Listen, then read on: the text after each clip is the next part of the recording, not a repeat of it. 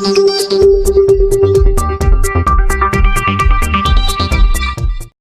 जज़ाकल्लाह,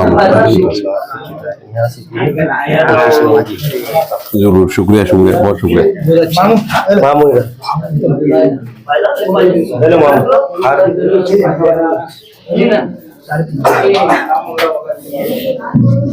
शुक्रिया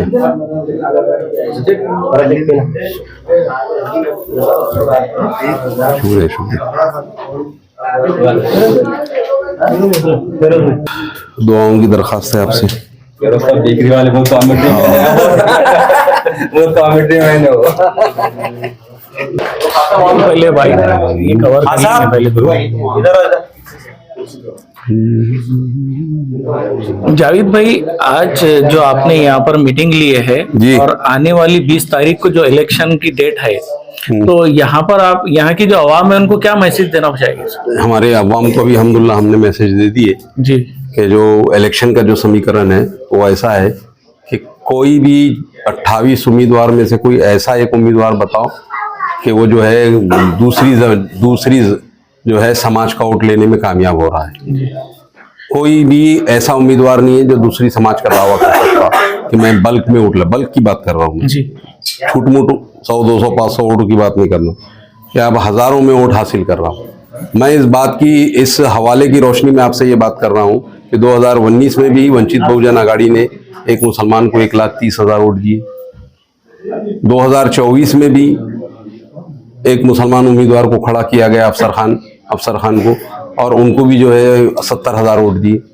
इस बार मैं खड़ा हुआ हूँ इंशाअल्लाह। मुझे कभी उम्मीद है पूरी वंचित बहुजन आघाड़ी के लोगों से और उनकी टीम से और प्रकाश अम्बेडकर के आदेश के ऊपर जिस तरीके से वंचित बहुजन आघाड़ी के लोग वोट देते हैं कि मुझे कभी उम्मीद है कि मैं उनका मैक्सिमम वोट लेने में इंशाअल्लाह कामयाब हूँ।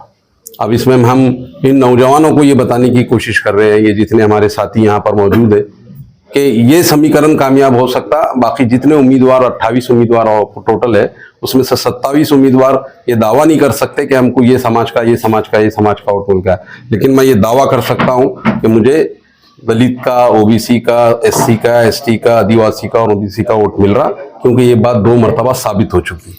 सर यहाँ पर जैसा भी जो किशन चंद तनवानी है जो विड्रॉ किए, तो ऐसा अवाम में चल रहा, हर जगह, हर मोहल्ले में, हर गली में ये बातें चल रही है कि ये वोट खराब ना हो, इस वजह से इन्होंने विड्रॉ किया। और कहीं ना कहीं अपने जो कैंडिडेट, जैसे आपने बताया 28 लोग खड़े हैं, तो इसमें वोट खराब होने की कितने % चांसेस है सर? कि तो लोगों का जो माइंड सेट है उसके लिए मैं थोड़ा क्लियरेशन करना चाह रहा हूँ। नहीं, तनवानी साहब ने जो काम किया उन्होंने अपनी कौम के लिए काम किया जी। 2019 में हमने पहले कर चुके थे बराबर। तनवानी को तो अभी अकल आई, हमने 2019 में जो है इसके ऊपर काम भी कर रहे थे। अल्हम्दुलिल्लाह जो है मिल्लत में इंतशार नहीं होना, ये वजह से हमने जो है 2019 में अपना फॉर्म वापस भी ले लिए थे। उसके बावजूद भी हमारा उम्मीदवार यहाँ से चुन के नहीं आया। 68,000 वोट पड़ने के बाद, मुसलमानों ने खड़ड़ के वोट देने के बाद भी हम कामयाब नहीं हुए, इस वजह से कि ये बात समझ लेने की जरूरत है मुसलमानों को कि हम अगर वन साइड भी वोट करते हैं कि हमारा उम्मीदवार कामयाब नहीं होता। ये बात साफ हो गई एकदम, क्योंकि एक जगह 68,000 और उधर 80,000 वोट लेके हार गए। उसके बावजूद भी इतना बड़ा स्कोर करने के बाद भी अगर हार जा रहे, तो इसका मतलब ये है कि हमको सपोर्टिंग वोट की जरूरत है। और हमारे पास सपोर्टिंग अगर वोट कोई है तो वो वंचित बहुजन आघाड़ी का सपोर्टिंग वोट है, जिसकी वजह से हमने एक बार मेंबर ऑफ पार्लियामेंट भी। सर, लोग बड़ी कश्मकश में है कि अभी इतने उम्मीदवार है, कहीं ना कहीं हर किसी को कोई ना कोई चाहने वाले है, तो कोई लोग मुरवत में वोट कर देते हैं।